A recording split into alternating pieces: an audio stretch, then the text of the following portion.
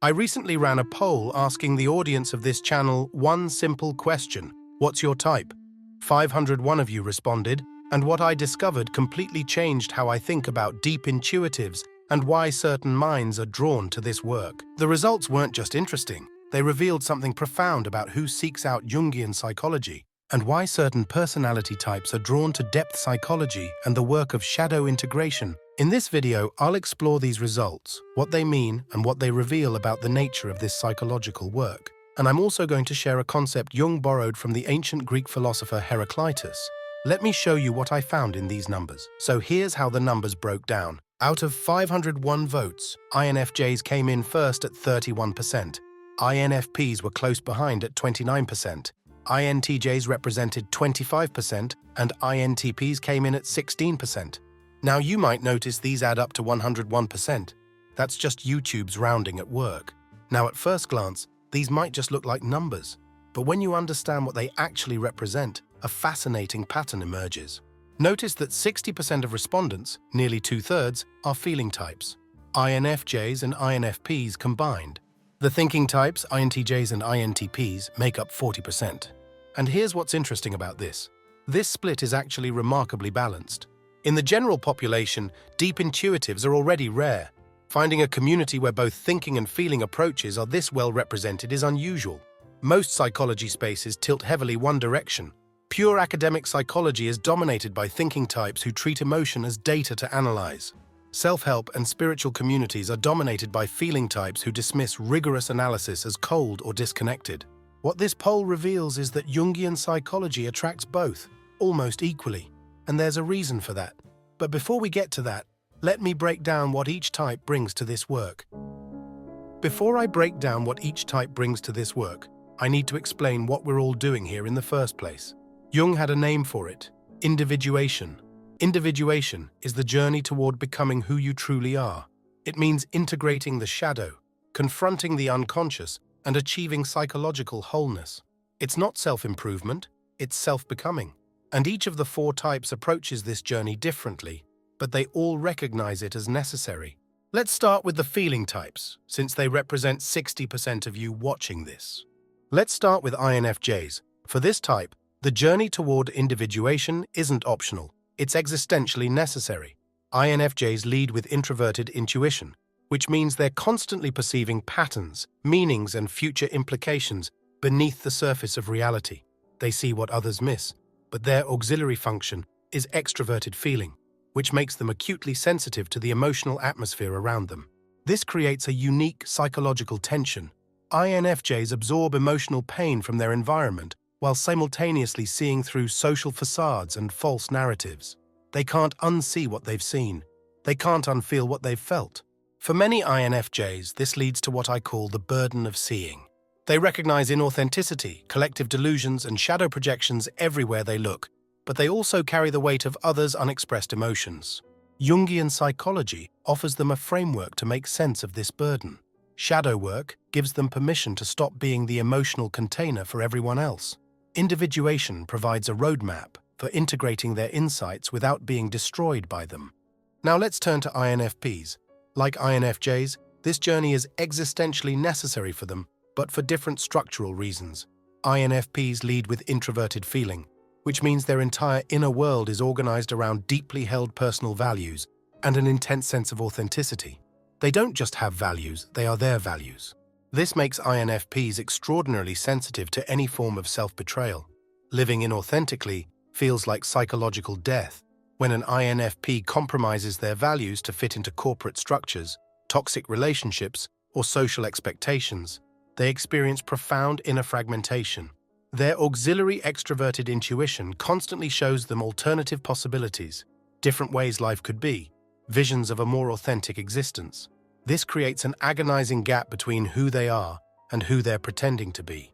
For INFPs, Jungian psychology provides the language for their experience. The concept of the shadow, the parts of ourselves we've rejected or repressed, directly addresses their struggle. When they compromise their values to survive in the world, those authentic parts don't disappear, they go into shadow. Shadow work helps them reclaim what they've had to push away. Individuation validates their deep knowing that there's a truer version of themselves waiting to be lived. one that doesn't require constant self-betrayal. Here's that concept I mentioned from Heraclitus that Jung adopted: enantiodromia, the tendency of things to transform into their opposite under extreme pressure. When INFPs suppress their authentic values long enough, those values don't disappear. They go into shadow and return as rigid moral judgments projected onto others. The very authenticity they sacrificed becomes the weapon they unconsciously use to criticize everyone else's inauthenticity. Shadow work isn't just recovery, it's preventing this toxic inversion. So that's the feeling type path. Now let's look at how thinking types approach the same terrain. INTJs represent 25% of respondents, and INTPs 16%. Combined, they're approximately 40% of this community. Still substantial, and here's what's crucial to understand. They're not here despite being thinking types. They're here because they're thinking types. Let's start with the INTJ approach to this work. INTJs lead with introverted intuition, just like INFJs, so they also see patterns and hidden meanings beneath surface reality. But their auxiliary function is extroverted thinking, which means they're driven to impose order, create systems, and achieve mastery. For INTJs, individuation isn't just emotionally necessary, it's intellectually necessary. They recognize that incomplete self-knowledge creates blind spots that undermine effectiveness. Their tertiary introverted feeling and inferior extroverted sensing represent unintegrated territory that must be mapped and understood. But here's what's crucial. The INTJ approach to psychology isn't inferior to the feeling approach, it's different. When an INTJ does shadow work, they bring systematic rigor. They identify patterns, track manifestations, test hypotheses. They treat the unconscious as a territory that can be explored methodically. This matters because psychological transformation actually requires both spontaneous feeling and deliberate structure. The INTJ's ability to observe their own psyche with detachment allows them to see dynamics that might overwhelm someone who's purely feeling-oriented.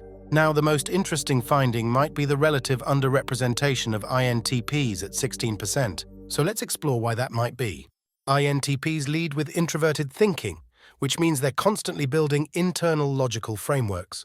They're brilliant at deconstructing concepts, spotting logical inconsistencies, and questioning assumptions. Jung's framework is rich and profound, but it's also conceptually loose and resistant to rigid systematization. You might expect INTPs to find this frustrating and seek more internally consistent psychological models. But here's the paradox. While INTPs are analytical thinkers with inferior extroverted feeling, they also have auxiliary extroverted intuition. And this extroverted intuition opens a door to the unconscious that introverted thinking can't fully control or systematize. Their extroverted intuition draws them progressively towards symbolic meaning, archetypal patterns, and dimensions of experience that resist logical reduction. Life forces them to confront their inferior feeling function, the emotional territory they've long avoided or intellectualized. So INTPs who are drawn to Jung aren't here despite their analytical nature. They're here because of an internal pull, often unconscious at first, toward the hidden territories that logic can't map. Jung described these territories better than anyone, and this channel attempts to explore them. For the INTPs watching this, you've recognized that the psyche is the most complex system you'll ever analyze, and it operates according to principles that transcend formal logic. That recognition itself is a sign of psychological maturity, so that's what each type brings. Now let me show you the deeper pattern that connects all of this. When we step back and look at the pattern, something profound emerges. Jungian psychology attracts those who experience reality as simultaneously meaningful and painful. All four types are introverted, with psychic energy pulled inward, and they share dominant or auxiliary intuition, which means they all perceive deeper patterns, hidden meanings, and symbolic significance. But the feeling types, INFJs and INFPs, feel this meaning in their bodies. They don't just understand that modern life creates spiritual emptiness. They experience the emptiness viscerally. They don't just recognize inauthenticity. They feel physically ill when forced to participate in it. This is why they represent 60% of this community. It's not just intellectual curiosity, it's survival. They need frameworks that validate their experience, that tell them they're not crazy for feeling so deeply in a world that demands numbness. But here's what often gets missed about thinking types. They don't engage with Jungian psychology despite being thinking types. They engage with it because they're thinking types. Jung himself was a deep intuitive with a highly developed thinking function and profound access to the unconscious. Whether he started as an INFJ who integrated his thinking or an INTJ who integrated his feeling, what's clear is that his work emerged from someone who had achieved significant psychological integration. He built systematic models, archetypes, cognitive functions, shadow mechanics. He treated the unconscious as a territory that could be mapped, analyzed, understood. INTJs and INTPs bring something to this work that feeling types often struggle with: the ability to observe their own psychology with detachment, to recognize patterns in their behavior without being overwhelmed by the emotion of those patterns, to build frameworks that make the invisible visible. When an INTJ approaches shadow work, they don't just feel their shadow, they systematically identify it, track its manifestations, and strategically integrate it. When an INTP explores individuation, they build conceptual models that reveal how the psyche actually operates. This isn't inferior to the feeling approach. It's complementary. The reason Jungian psychology works is precisely because it honors both dimensions: rigorous analysis and emotional truth, systematic frameworks and lived experience, thinking and feeling. And this brings us to why this balance matters so much. The reason this community maintains a 60-40 balance isn't random. Jungian psychology requires both approaches. Feeling types bring the capacity to feel psychological truth directly, to know when something is authentic or false, not through analysis, but through immediate recognition. Without them, this work becomes abstract theory disconnected from lived experience. Thinking types bring the capacity to build frameworks that make sense of psychological experience, to observe patterns with clarity, to systematically approach transformation. Without them, this work becomes emotionally overwhelming without structure or direction. The fact that you're almost evenly split tells me this community understands something crucial. Individuation requires both feeling and thinking. You can't think your way to wholeness without feeling. You can't feel your way to wholeness without thinking. Jung knew this, that's why his work attracts both. Now, what does all of this mean for you specifically? Let me break it down by type. For INFJs and INFPs, if you're an INFJ or INFP watching this, here's what I want you to understand. Your emotional sensitivity is not weakness.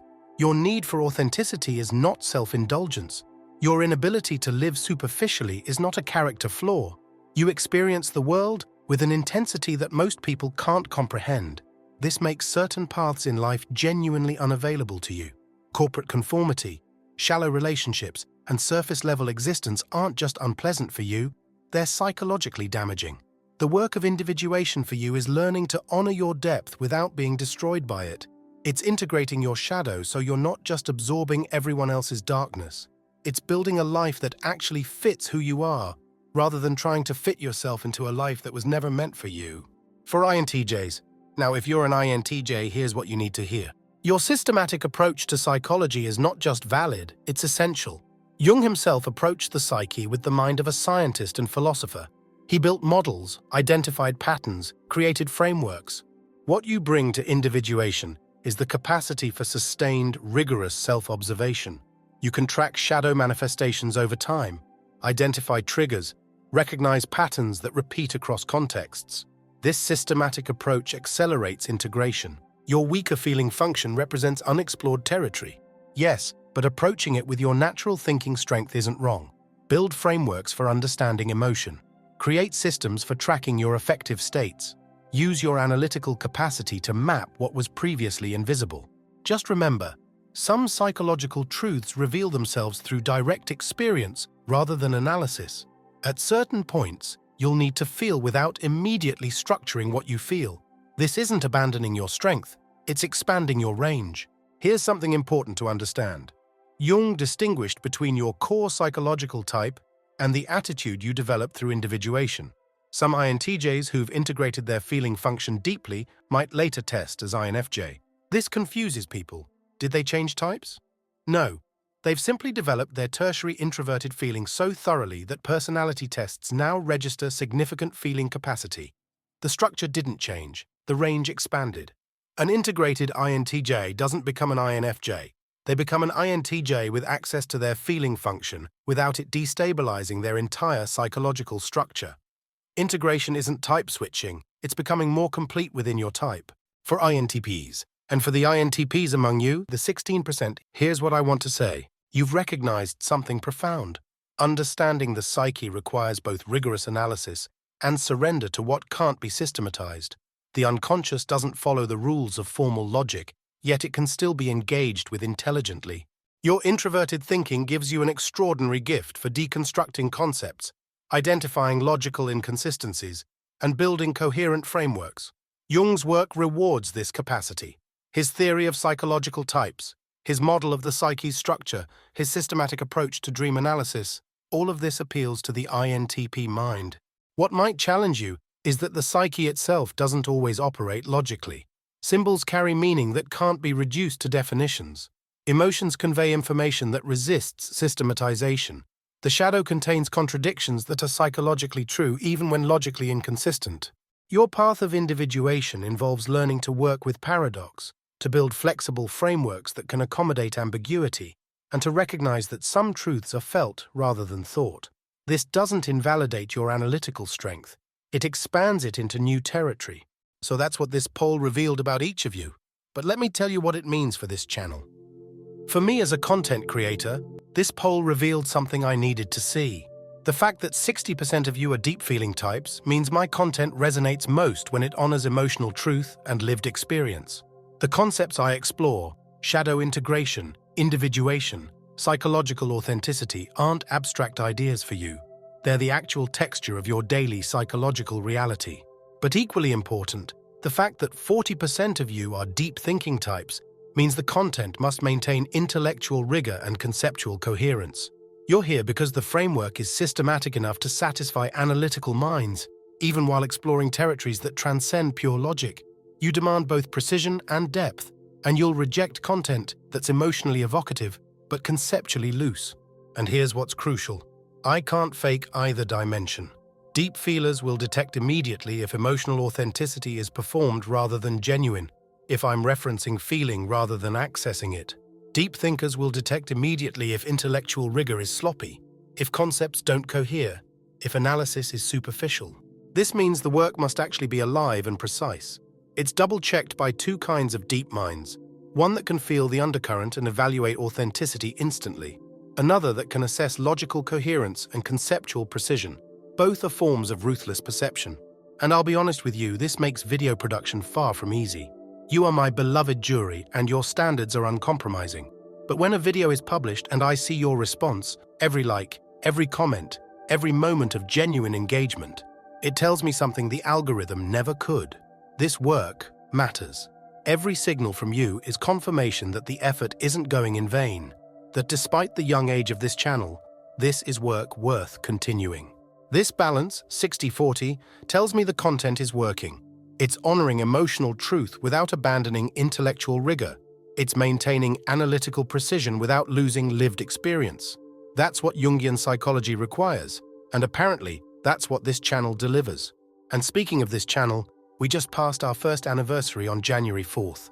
When I started this project a year ago, I had no idea if anyone would resonate with this approach to psychology. The fact that 501 of you participated in this poll, that thousands of you watch these videos, tells me something is working.